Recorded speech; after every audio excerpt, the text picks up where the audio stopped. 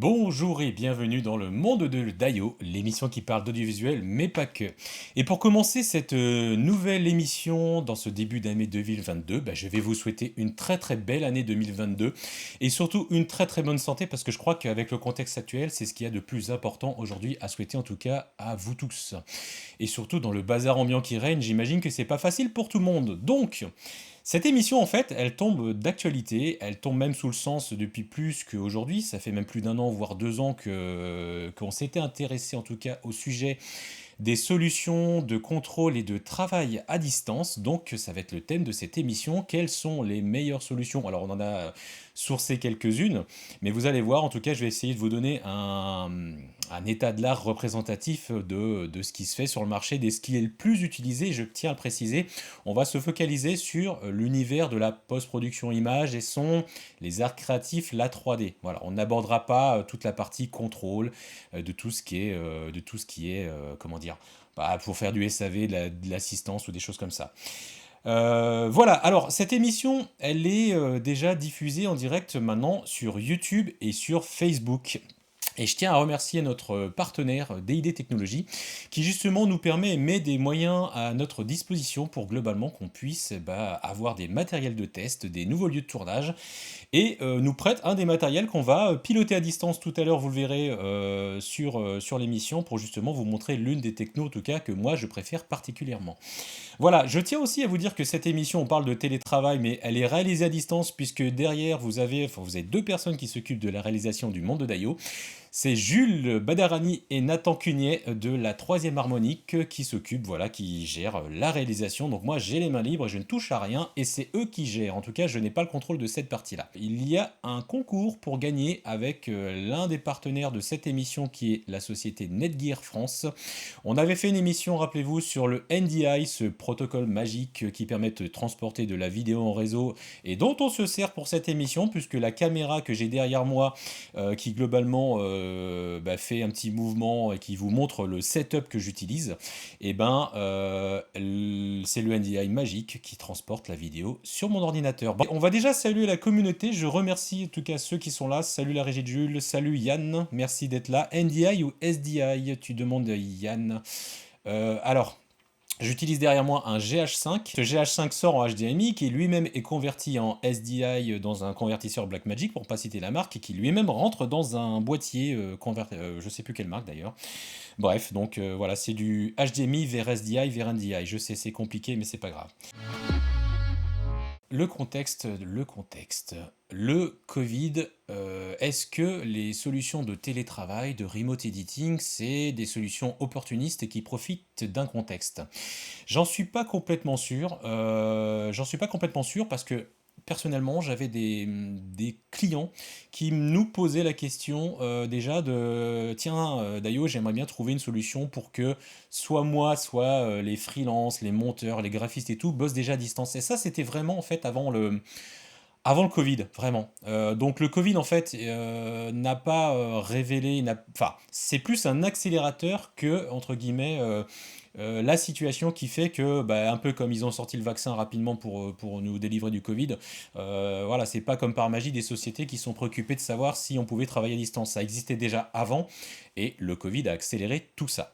Voilà, ça c'est le contexte. Donc le contexte, il est le suivant, en tout cas pour l'audiovisuel.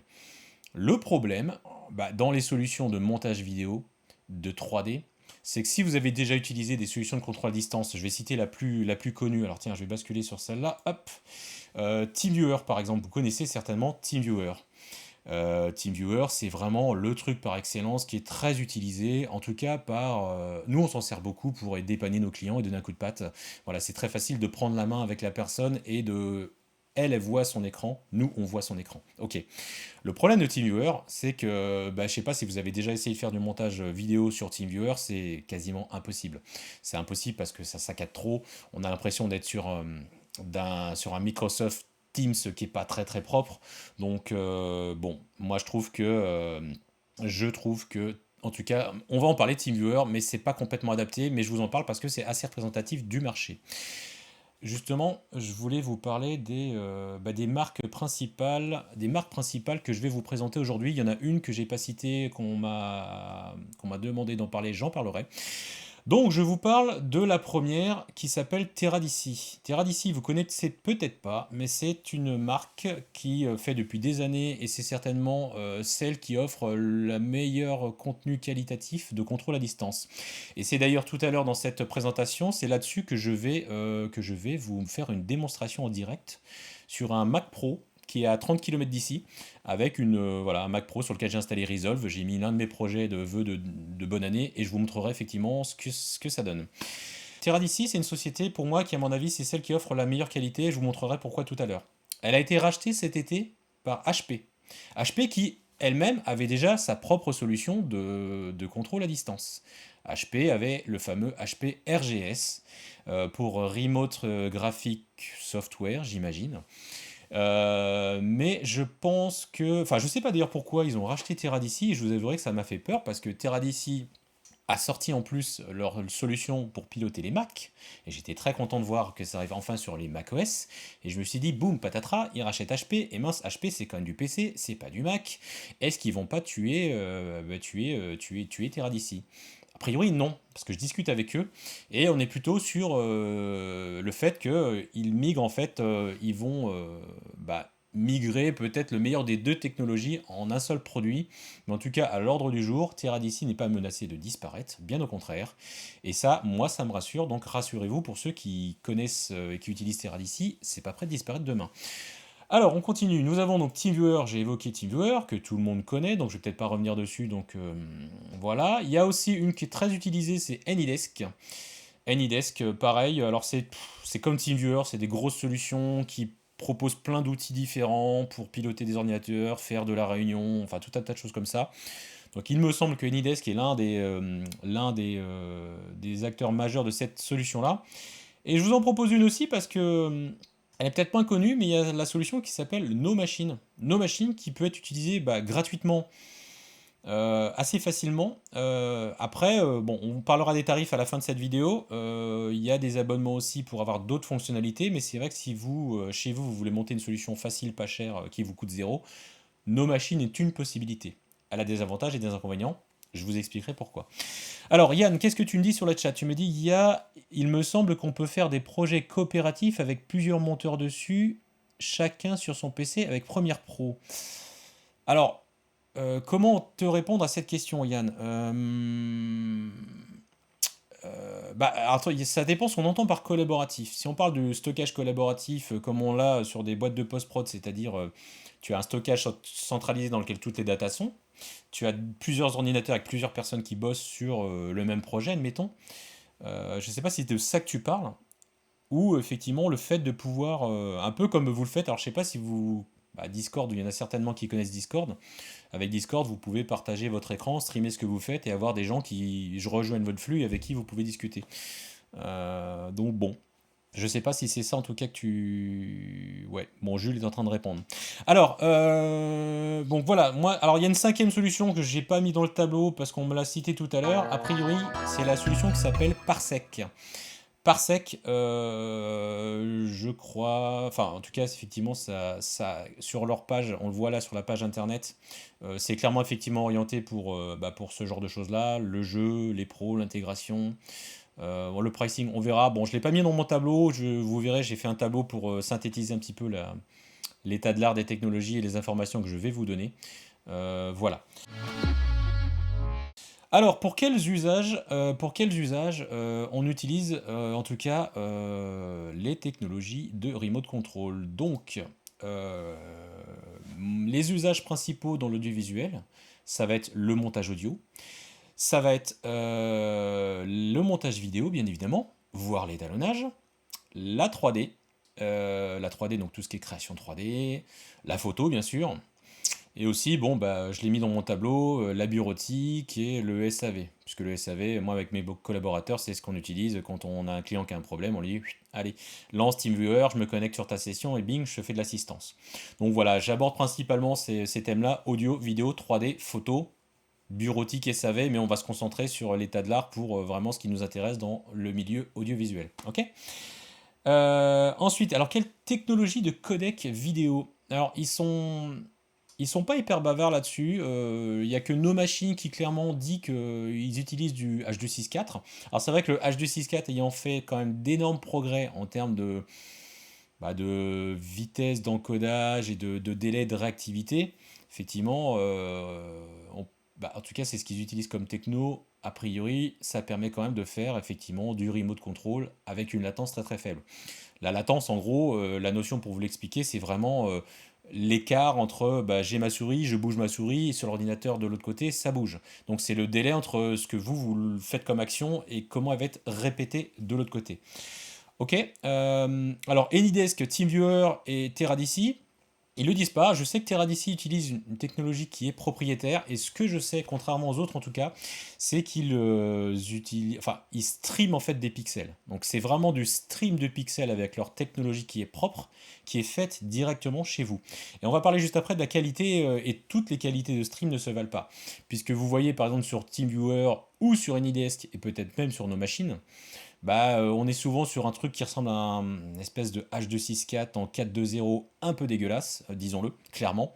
Donc bon, ça peut suffire pour dépanner toujours dans l'optique de faire de la bureautique et du SAV, mais clairement pour faire de l'étalonnage, de la retouche photo ou du montage vidéo, franchement, c'est pas, ça dépanne. Je sais que pendant la crise du Covid, je connais des clients et des sociétés qui ont fonctionné avec du TeamViewer par défaut, mais c'était clairement pas forcément la meilleure solution, en tout cas, à mettre en place. Terra d'ici, eux, en tout cas, c'est les seuls.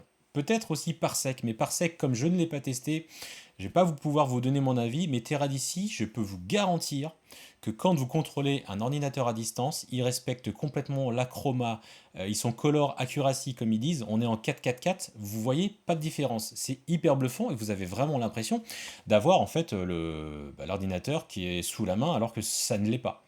Donc ça, c'est hyper important.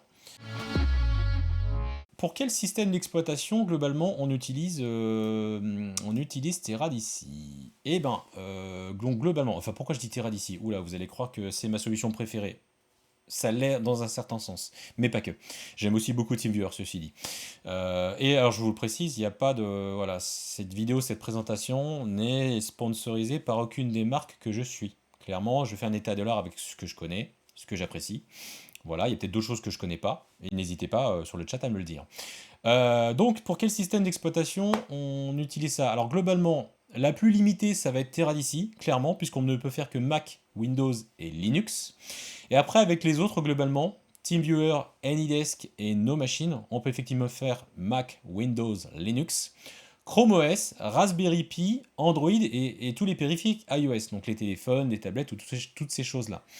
Donc, c'est ce que je vous disais tout à l'heure. C'est bien, ça fait plus que Teradici, mais en même temps, dans l'usage et dans le cadre de cette émission qu'on est en train de faire, moi je vois pas trop l'intérêt en tout cas de piloter une tablette, un smartphone ou un truc comme ça, en tout cas pour nos usages. Clairement, bon. Mais bon, c'est sûr que qui peut le plus, peut le moins, ces solutions-là permettent de le faire. Donc, à la limite, si vous avez un abonnement sur l'une de ces solutions-là, vous serez content effectivement de savoir que vous pouvez piloter l'un de ces périphériques.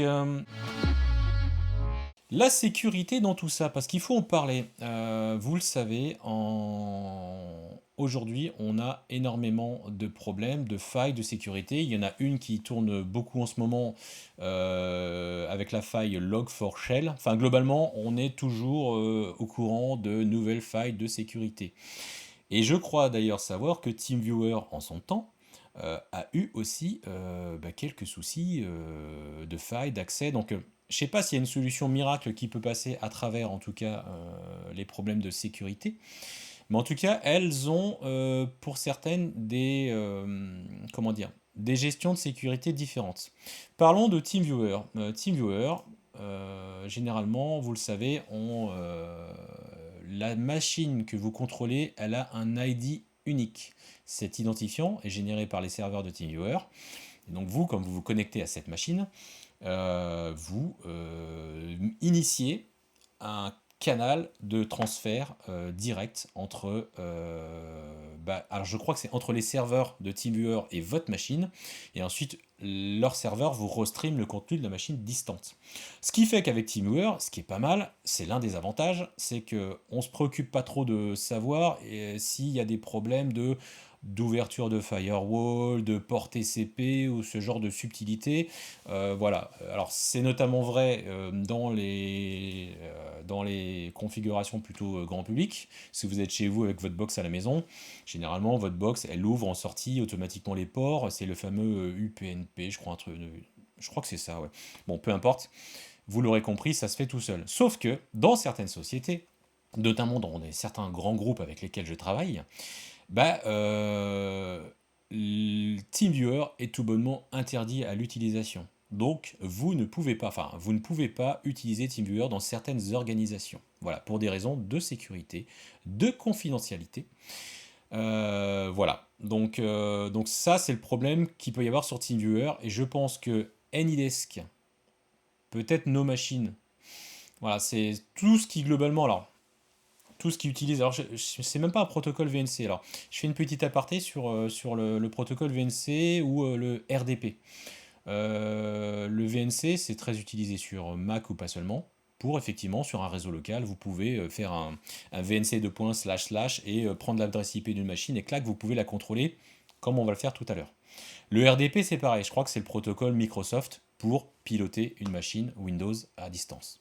Sauf que alors cette partie, voilà, je vous présente pas dans cette émission la pléthore et la foultitude de logiciels qui utilisent la couche VNC pour contrôler des ordinateurs, parce que c'est pas l'objet de cette émission, puisqu'on se concentre on se concentre uniquement sur les arts créatifs, la vidéo et toutes ces choses-là. TeamViewer, AnyDesk et tout ça, ils initient un tunnel en fait entre leur serveur et votre station. Les données transmises sont cryptées, souvent avec un protocole crypté en AES 256. Donc si ça ne vous parle pas, je ne vous détaille pas et je ne vous donne pas à court là-dessus aujourd'hui parce que c'est toujours pas l'objet de cette émission. Après, il y a d'autres trucs. Alors, il y a certaines solutions avec un double facteur d'authentification. Donc ça, vous le connaissez, le double facteur d'authentification. À chaque fois, c'est soit vous recevez un SMS, soit vous utilisez un générateur de clés. Et je vous avouerai que moi, ça m'agaçait, le double facteur d'authentification. Mais quand je vois réellement les problèmes de piratage qui existent aujourd'hui, je me dis, ouais, finalement c'est chiant, mais si ça peut nous garantir et limiter les risques de piratage de vos systèmes, bon, c'est chiant, mais c'est justifié. Voilà. Et parlons un petit peu de la partie sécurité sur Teradc. Alors Teradc, c'est un peu particulier parce qu'en fait, vous avez deux manières en fait de vous connecter à Teradc, contrairement aux autres. Les autres, elles intègrent effectivement, vous vous connectez sur votre machine, vous pouvez lister vos machines que vous pilotez à distance. Voilà, vous avez un truc qui est centralisé, soit avec les machines que vous pilotez, vous pouvez toutes les rajouter dans votre compte, et vous pouvez les classer et tout. Teradc, c'est un peu différent puisque globalement, vous avez deux manières de faire. La manière la plus simple, c'est d'utiliser ce qu'on appelle un client VPN. VPN pour Virtual Private Network.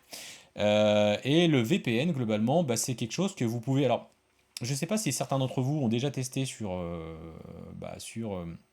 leur box grand public ou sur leur box Orange, Bouygues ou SFR Pro, je mets bien des guillemets parce que le terme pro me fait doucement marrer, de connecter et de router une connexion VPN pour piloter une machine à distance. Pour moi, je trouve que c'est un peu le bordel. La seule solution en tout cas, c'est d'utiliser un vrai firewall. Vous en avez plein qui existent. Moi, ma préférence, elle va vers une marque que j'aime beaucoup qui s'appelle Fortinet. Allez, un petit placement de produit, Fortinet. Non, j'aime beaucoup cette marque, pourquoi? Parce que je suis pas un mec de l'IT, je suis pas un mec du réseau, et c'est un vrai métier, hein. Les compétences d'ingénierie réseau, clairement, c'est pas un truc qui sont donnés à tout le monde. Mais ce que j'aime bien avec cette marque, et parce que j'utilise un firewall Fortinet ici, c'est que c'est clairement compréhensible et que leur interface graphique fait que vous comprenez ce que vous faites.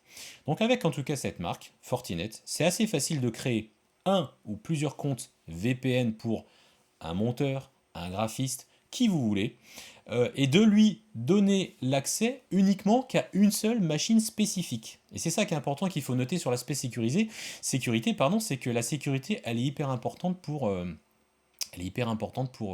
notamment les DSI, les directions des systèmes d'information. Vous avez certainement, probablement eu affaire à des DSI dans les sociétés. Si c'est pas le cas, en tout cas, ces gens-là, effectivement, se préoccupent de l'accès, de la sécurité aux machines dans le réseau de l'entreprise. Et c'est normal. Et bien évidemment, si on vous donne un accès en VPN, on vous laisse pas aller où et faire tout et n'importe quoi.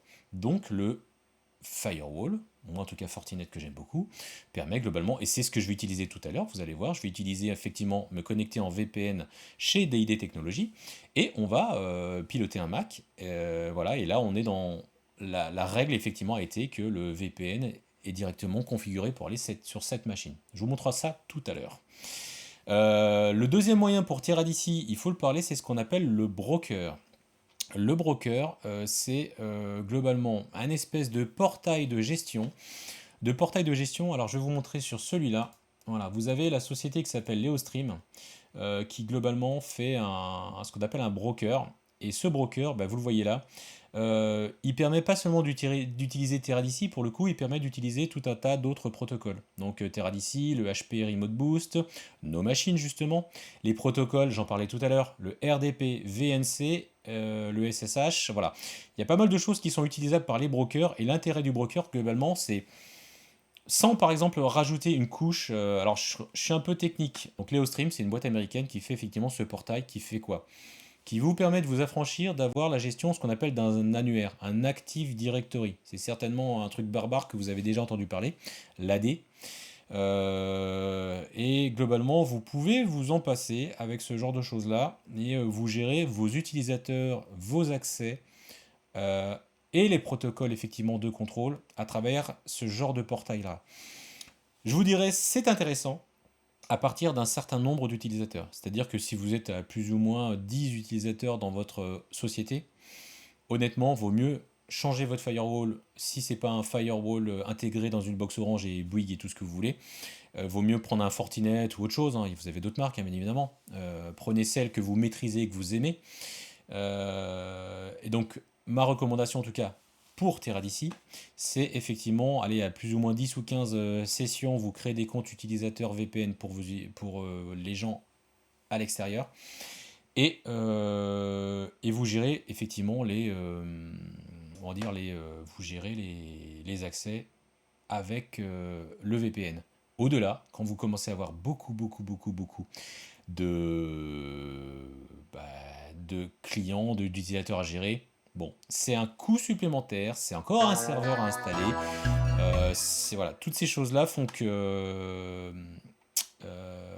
comment dire, bah, ça devient indispensable dans certaines infrastructures parce que vous n'avez pas le choix en fait. Sinon, il y a quelqu'un qui va passer son temps à administrer, à gérer des problèmes réseau. Vous allez perdre plus d'argent au niveau humain que d'investir dans ce genre de solutions-là. Donc, pour résumer, pour Teradc, connexion VPN ou broker.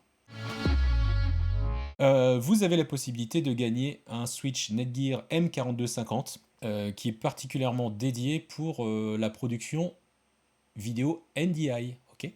Et je remercie chaleureusement Netgear en tout cas de nous en avoir confié plusieurs à faire gagner régulièrement dans cette émission. Voilà, donc si vous êtes sur Facebook ou sur YouTube, il est encore temps de venir sur twitch.tv/, le monde de Dayo, de créer un compte et de follow la chaîne parce que seuls ceux qui follow la chaîne seront en tout cas la possibilité d'être tirés au sort. Voilà. Je vois que la régie de Jules n'a pas perdu de temps pour s'inscrire. Bravo. Tu veux vraiment gagner ce Switch, Jules, hein. Allez, on continue. Le multi-écran, quel intérêt? Globalement, alors à peu près, je ne les ai pas testés sur TeamViewer, mais en son temps, TeamViewer ne pouvait pas le faire, mais j'ai l'impression qu'ils peuvent le faire aujourd'hui. AnyDesk aussi, nos machines aussi. Globalement, c'est quoi l'intérêt du multi-écran quand vous pilotez une machine à distance? Bah, quand vous faites du montage vidéo ou des airs créatifs ou voire de l'audio, des choses comme ça, bah, souvent vous avez un, deux, voire trois moniteurs, comme c'est le cas là. Moi, j'ai effectivement un écran à gauche, au milieu et à droite. Bon là, c'est pas les deux mêmes machines, donc je pourrais pas vous le montrer, mais croyez-moi sur parole que quand vous basculez sur le mode multi-écran, et je vais vous le montrer sur Teradc, vous pouvez avoir votre écran principal de montage au milieu, votre fenêtre de gestion qui est à gauche ici pour gérer les bins, les chutiers et tout, et vous pouvez faire un full screen playback sur un troisième écran. Voilà. Et en tout cas, Teradici le gère à merveille. Et le gère jusqu'à des résolutions même en Ultra HD, jusqu'à 60 images par seconde. Donc c'est quand même incroyable. Moi je trouve que c'est bluffant. Et comme je vous le disais en début de cette émission, je ne suis pas convaincu que... attendez, je vais revenir sur Twitch parce que sinon je ne verrai pas les commentaires. Je ne suis pas sûr qu'avec TeamViewer ou avec AnyDesk ou même nos machines, on puisse avoir comme ça un, 2, 3 écrans avec une fluidité de dingue, une color accuracy et toutes ces choses-là. Donc voilà, peut-être avec Parsec, mais ça je ne l'ai pas testé. Voilà. TeamViewer, tu peux... Alors Jules, tu dis quoi? Tu peux remote que un écran, mais tu peux choisir lequel maintenant? Oui, ça, alors ça je sais, mais j'ai l'impression qu'ils ont une solution quand même de... peut-être pour afficher sur... Alors j'ai pas testé, mais peut-être pour afficher sur plusieurs écrans. Écran 1, écran 2, je sais pas. Ou alors est-ce qu'on ouvre une session sur un ordinateur, sur un écran? Est-ce qu'on ouvre une autre session d'un autre ordinateur sur un autre écran? Bon, ça, je sais pas, je vous avouerai, c'est pas très grave parce que de toute façon, TeamViewer, clairement, pour le montage vidéo, vous l'oubliez. En tout cas, c'est mon point de vue. Mais le multi-écran, en tout cas, ils disent tous sur le papier qu'ils peuvent le faire. La gestion des tablettes graphiques et l'USB port forwarding, c'est quoi? Bah, souvent, là, on est dans les arts créatifs et j'ai notamment bossé avec une école. Enfin, je bosse avec des écoles qui utilisent Teradici. Et la bonne nouvelle, c'est que notamment quand vous êtes dans de l'animation et que vous utilisez de la tablette graphique, bah, vous pouvez en fait... alors, toutes les solutions, globalement, permettent effectivement d'utiliser une tablette et un stylet tout comme vous le faites avec une souris. Ça va fonctionner, mais ça n'a pas d'intérêt parce que l'intérêt de tout ça, c'est surtout d'avoir les fonctionnalités qui sont propres en fait au stylet, c'est-à-dire l'inclinaison, ce qu'ils appellent le pen pressure, la pression de la pointe sur la tablette pour plus ou moins appuyer des traits ou des choses comme ça. Et ça, je sais que Teradici le gère très très bien. Mais attention, sur Teradici, il faut faire attention parce que toutes les modèles de tablettes ne sont pas supportés, ça faut le savoir. Et en fonction des OS, bah, c'est pas non plus exactement les mêmes tablettes. Voilà, donc faut faire attention à ça. Maintenant, je n'ai pas lu. Dites-moi sur le chat si en tout cas, bah, vous avez testé en tout cas des tablettes avec les spécificités propres aux tablettes et notamment Wacom puisque ça reste la marque la plus représentative qui est utilisée dans le monde du média et des arts créatifs clairement. Donc voilà. L'USB forwarding, c'est quoi? Alors ça va être la possibilité, par exemple, de brancher une clé USB, de brancher une webcam, par exemple, et de faire transiter par votre machine qui est à distance de la machine que vous contrôlez, ben, le contrôle de certaines choses. Alors il y en a certaines qui le disent oui, il y a nos machines qui dit oui, Anydesk c'est non. J'ai lu en tout cas dans des facs, ils y réfléchissent, mais c'est vrai que c'est pas évident. TeamViewer, alors TeamViewer, ils sont coquins sur le terme, ils disent oui, mais j'ai creusé un petit peu et a priori, c'est juste que quand vous mettez par exemple une clé USB sur votre ordinateur et que vous voulez transférer les fichiers sur le système distant, bah en fait, ça crée un tunnel hein, via un protocole FTP qui est embeddé dans la connexion. Et effectivement, vous pouvez envoyer des fichiers. Donc pour moi, c'est du faux USB port forwarding, clairement. Par contre, Teradici, c'est ça qui est assez marrant. Je l'ai testé avec mon MacBook qui est là. Mais vous avez aussi alors il y a aussi la gestion du son, bien évidemment, j'en ai pas parlé, j'ai parlé du stream vidéo, mais bien évidemment, il faut pouvoir récupérer l'audio, notamment quand vous faites du montage vidéo ou quand vous faites du montage audio sur Pro Tools, sur Logic, sur n'importe quoi. Bien évidemment, il faut avoir l'audio. Et j'ai vu en tout cas que bah, le micro de mon MacBook, le son était transporté vers la machine distante, ce qui fait que je pourrais très bien faire un partage avec quelqu'un à distance sur la machine qui n'est pas ici, et quand même parler, et le son passe à travers. Donc c'est intéressant de savoir en tout cas qu'avec avec, avec Teradici, en tout cas ça fonctionne.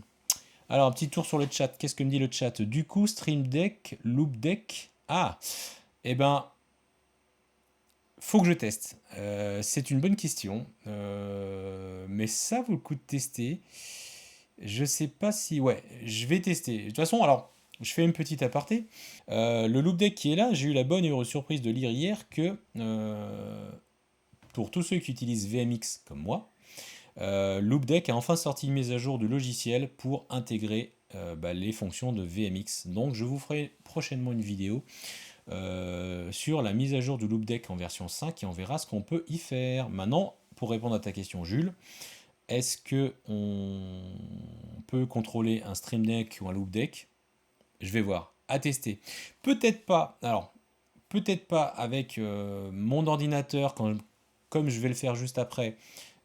Peut-être pas là, mais il faut savoir aussi que l'autre moyen de connecter à un ordinateur distant contrôlé avec ce genre de techno-là, en tout cas chez Teradici, on appelle ça un zéro client. C'est quoi un zéro client? C'est une espèce de toute petite boîte avec un processeur minable, mais on s'en fout. Globalement, vous branchez votre écran, votre clavier, votre souris, peut-être votre Stream Deck, admettons, et entre guillemets, c'est une espèce de, voilà, de petite boîte qui va directement récupérer, connecter au stream Teradici de la machine que vous voulez piloter. Donc, allez, je vous donne un autre usage qui peut être intéressant et n'hésitez pas à me contacter si vous avez des questions là-dessus. Imaginez que vous êtes dans votre société, dans une salle, et je suis sûr que certains qui verront cette vidéo ou qui m'entendent auront vécu ce truc. Vous êtes dans une salle avec plein de stations graphiques, avec plein de GPU dedans, c'est surchauffé. On est au mois de juillet, il n'y a pas la clim dans la pièce et il fait 35 degrés et vous bossez en bermuda et t-shirt dégoulinant avec vos autres collègues côte à côte avec des machines qui font voilà, des arts graphiques, de la 3D, du calcul.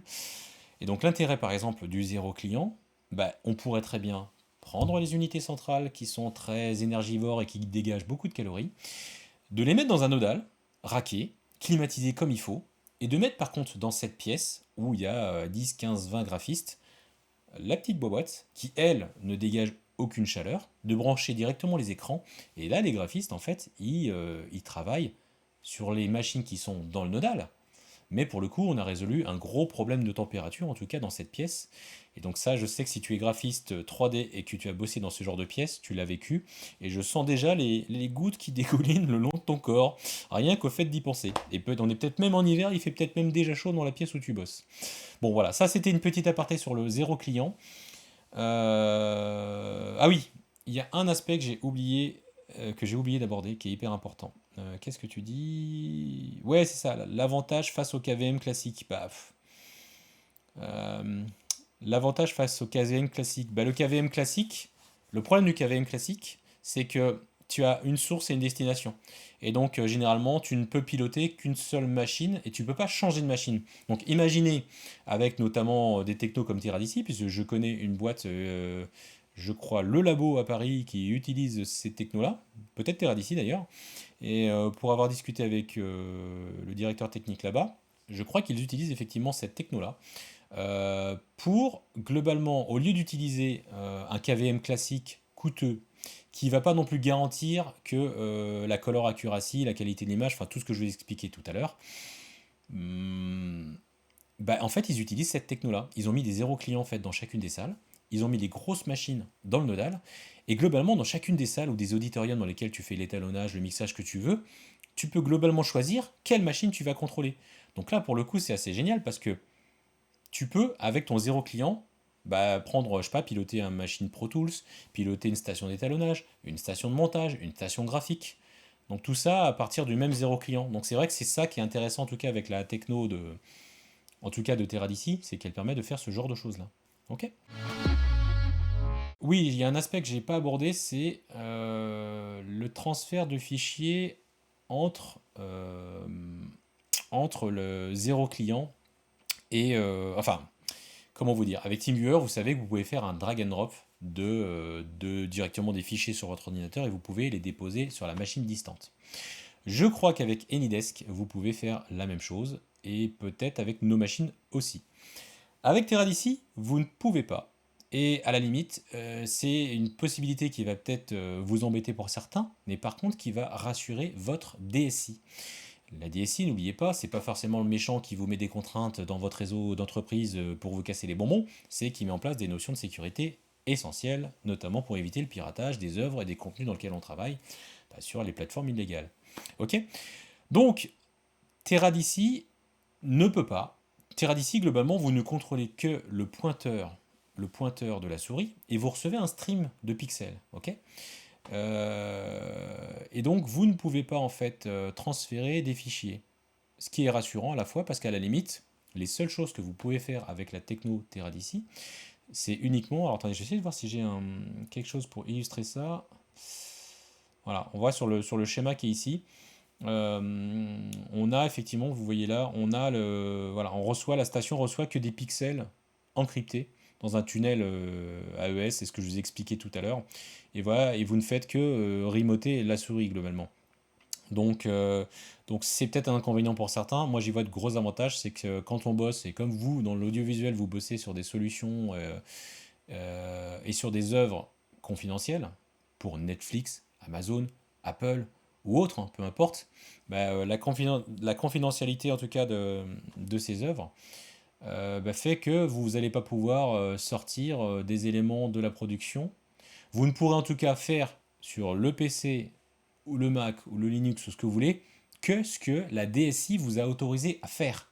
Et dans beaucoup de sociétés, même la navigation et consulter Internet sur sa station de montage, c'est interdit, pour plein de raisons.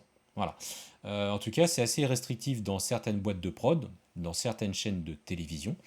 Et on comprend pourquoi, à cause du risque élevé de piratage. Voilà. Donc moi, je trouve en tout cas cette solution-là. Après, Parsec, je ne sais pas si ça le fait.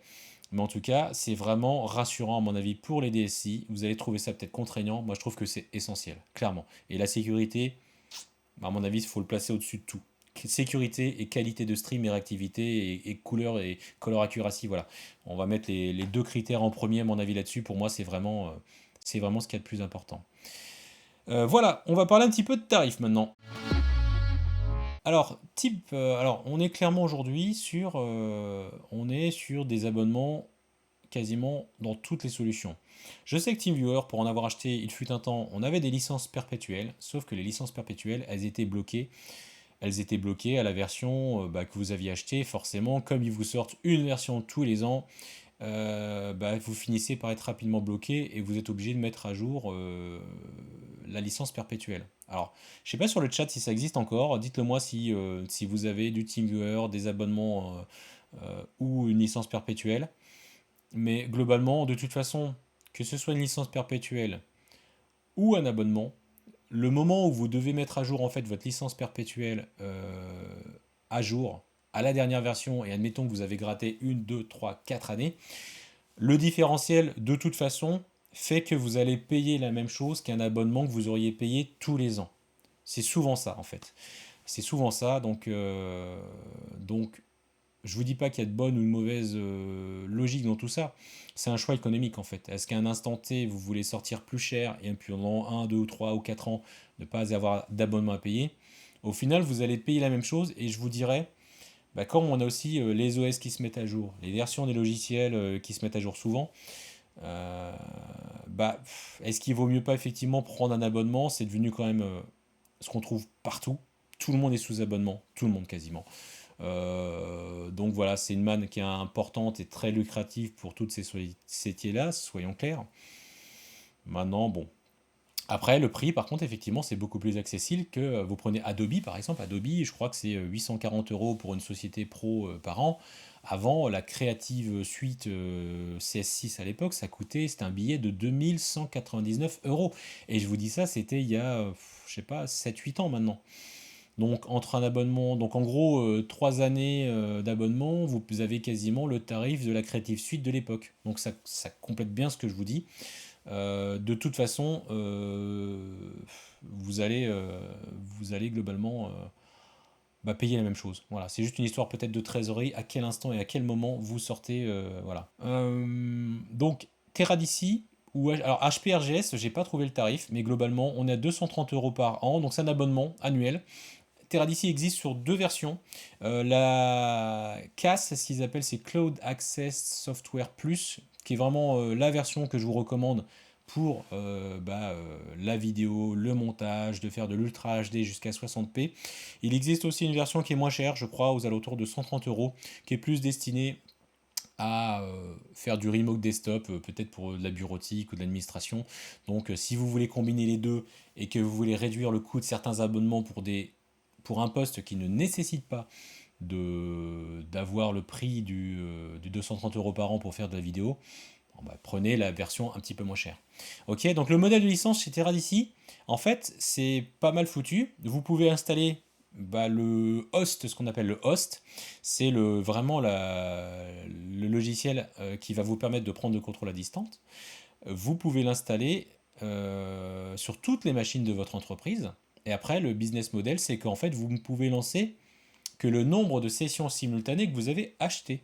Ok, donc vous avez 10 postes de montage, de retouche photo, ce que vous voulez, mais vous savez que globalement, vous n'avez besoin que de 2 ou 3 licences Teradici, ça suffit. Voilà, vous pouvez l'installer sur tous, mais vous pouvez ne contrôler que 3 sessions simultanées. Ok.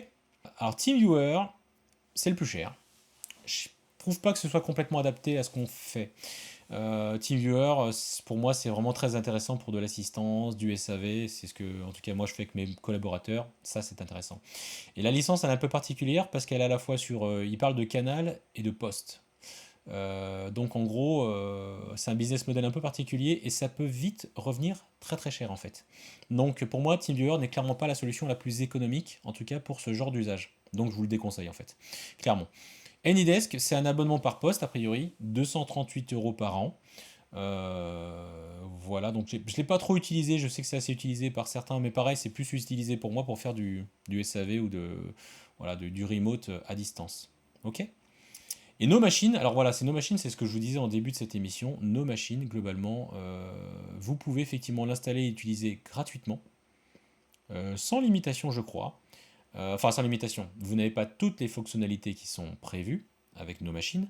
Par contre, si vous, allez, chez vous, en dehors de votre entreprise, vous voulez mettre en place ce genre de truc-là pour contrôler, comme je le fais moi, votre machine et que ça vous coûte zéro, effectivement, je crois qu'il y a bien une version gratuite que vous pouvez utiliser. Sinon, c'est pas très cher pour le coup, c'est 37,50 € par an.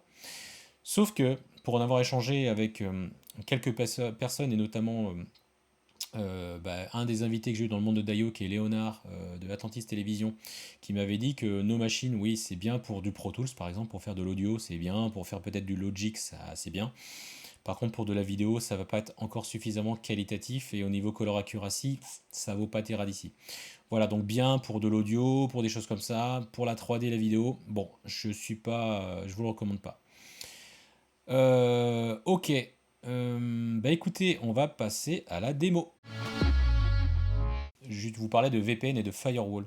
Donc là, je vais utiliser le client VPN du firewall Fortinet.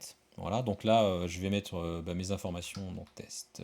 J'ai créé un compte spécial, PC ou IP. Je vais mettre mon mot de passe. Voilà. Et je me connecte. Donc là, vous attendez un petit peu. Et quand il va être connecté, on va le savoir. En attendant, je vais lancer le client. Alors, comment on lance effectivement? Alors, la démo que je vous fais, c'est la démo pour Teradici uniquement. D'accord. Je vous montre pas TeamViewer, je vous montre pas les autres solutions. Je préfère faire le focus sur, selon moi, la meilleure solution pour la vidéo, pour la retouche photo, pour la 3D. Vraiment, moi, c'est la solution que je préfère. Donc, je préfère vous montrer celle-là. Donc là, comme vous le voyez, globalement, on est connecté sur la machine. C'est bon. Je suis donc connecté sur le réseau d'entreprise chez DD Technologies, que je remercie. Et nous allons maintenant lancer le PCOIP client. Voilà. Donc là, vous voyez globalement le PCOIP client. Donc ça sert à quoi le PCOIP client? Ça sert globalement. Alors, quand vous n'utilisez pas un broker et vous vous connectez directement à la machine, il faut connaître son adresse IP. Donc, première recommandation, il faut figer sur votre réseau local d'entreprise les adresses IP des machines. Il faut savoir qui est quoi. Ok. Donc, voilà, soit vous mettez avec un serveur d'adresse ou d'annuaire réseau le nom de la machine. Moi, je vais mettre l'adresse IP parce que je la connais. 192.168.20.100. Voilà. Je clique sur suivant. Bon, j'ai pas mis de certificat sécurisé, c'est pas grave, c'est juste dans le cadre de la démo. Le login de la machine, c'est Mac Pro. Le mot de passe, le voici. Et donc là, vous allez voir. Alors attendez, je vais changer la fenêtre, voilà. Voilà. Donc là, je suis sur le Mac Pro à distance qui m'est prêté par Day. Le mot de passe, on va se connecter. Alors, ce que je vais faire, c'est que vous voyez, je vais me mettre sur le menu de vous voyez là. Alors attendez, je vais cliquer sur Show Full Screen All Monitor. Donc là, je suis sur un Mac qui n'est pas ici, sur un Mac Pro, à partir d'un PC. Soyons clairs, ok. Je vais lancer DaVinci Resolve avec un petit projet que j'ai préparé. En fait, c'est la vidéo de mes vœux, hein. Des vœux que vous avez peut-être déjà vus sur les réseaux sociaux. Je lance. Voilà. Et donc là, vous allez voir, effectivement, oui, je sais, je n'ai pas chargé la lutte. Voilà. Là, vous voyez clairement, avec la caméra qui est derrière moi, que j'ai bien mon espace de travail avec mon truc principal qui est sur l'écran du milieu. Et quand je me mets en dual screen sur Resolve, pour ceux qui connaissent, ben, j'ai effectivement ma gestion des chutiers. Si j'avais un troisième écran, là sur mon portable je ne peux pas le faire, je pourrais effectivement choisir d'aller dans les workspace et de dire vidéo clean field, vous savez c'est pour sortir en fait la vidéo de mon Resolve sur un autre écran, de l'avoir sur un troisième écran. Donc c'est quand même, moi je trouve, hyper bien intégré, c'est bluffant. Alors je vais revenir en un seul écran, voilà, show full screen one monitor. Voilà, je suis revenu sur cet écran là pour vous montrer un petit peu maintenant ce que ça donne en termes de perf. Donc regardez bien. Vous voyez, donc là, vous allez voir sur la qualité de stream, puisque stream, alors excusez-moi si j'ai l'air un petit peu palo sur la vidéo, c'est que je n'ai pas chargé la lutte. Donc non, je ne suis pas malade sur les vidéos de bonne année, mais c'est juste que je n'ai pas chargé la lutte finale dans la vidéo. Donc là, si je fais un play, voilà, donc vous voyez, alors l'audio, vous l'entendrez pas parce que je n'ai juste fait qu'un desktop capture, mais vous voyez clairement que voilà, je peux clairement bosser, monter, je crois que même que le JKL, voilà, là, j'utilise des raccourcis clavier pour faire ça, voilà, je peux me mettre en plein écran normalement. Voilà. Là, je me mets en plein écran, regardez bien. Alors, je sais pas si avec le stream, avec Twitch, ce sera propre, mais croyez-moi sur parole, là, je suis à mes 25 images par seconde, je n'ai aucune latence, je n'ai aucune saccade. C'est parfait. J'ai juste fait le commande F pour basculer en plein écran de, tout simplement de Resolve. Ok. Donc vous voyez bien que voilà, je vais déplacer les fenêtres, je vais même vous montrer un petit peu YouTube. Vous voyez la fluidité que j'ai. Vous voyez même avec le stream la qualité franchement des pixels.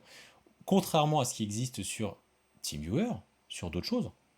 Moi je trouve que c'est parfait, hein. On le voit clairement. Alors je sais plus ça. Vous le voyez. Alors on peut utiliser Photoshop. On peut là, je vais peut-être vous montrer sur YouTube. Je sais pas. On va aller sur YouTube. Je vais vous montrer aussi également peut-être une vidéo de YouTube.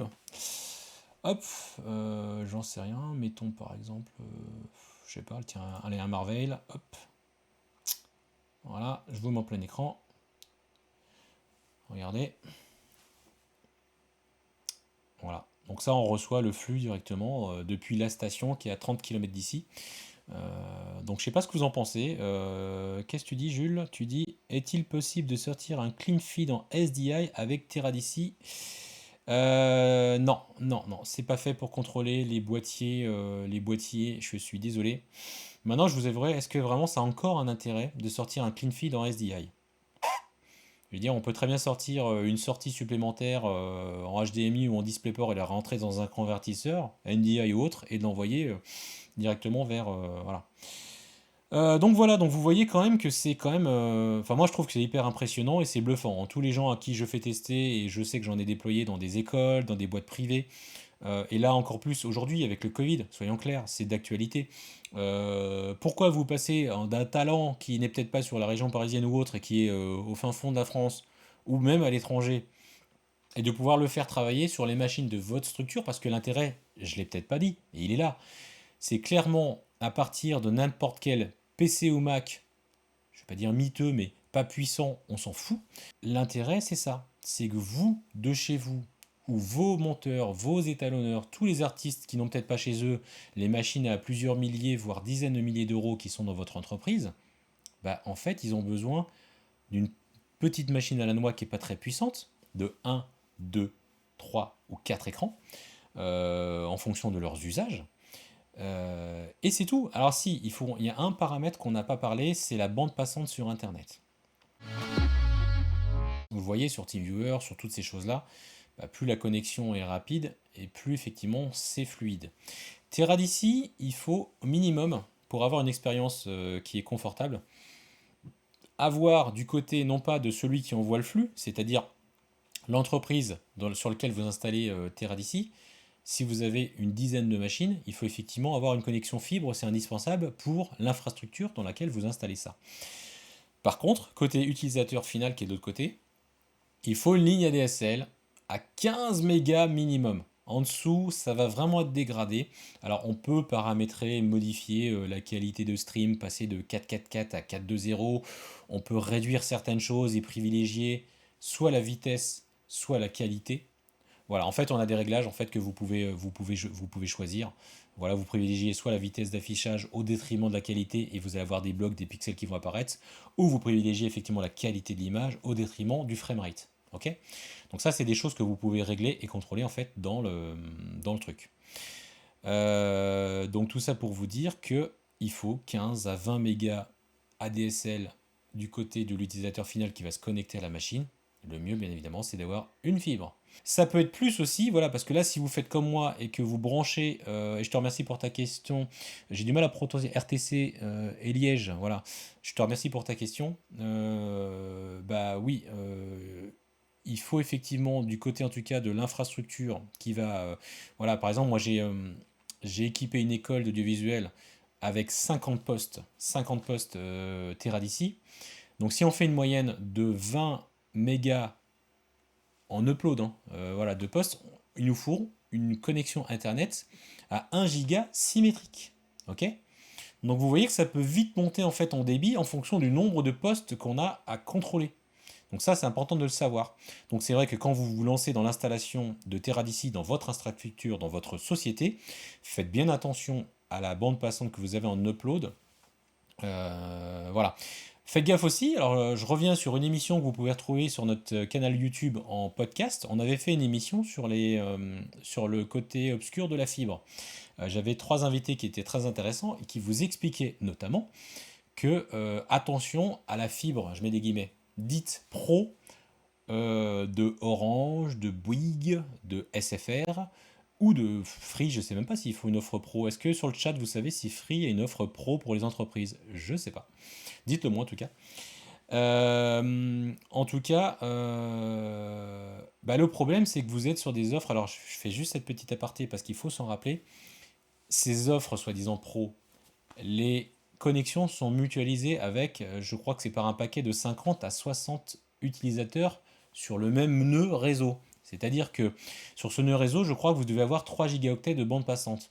Donc il suffit qu'il y en ait 3 ou 4 qui se mettent à transférer, regarder un peu trop la télé, enfin avoir un usage très important à un instant T de la ligne Internet. Et puisque vous êtes en fait sur des offres d'hébergement qui sont mutualisées, bah, vous allez être battu et vous n'allez pas pouvoir garantir, en tout cas à vos utilisateurs, bah, une bande passante constante.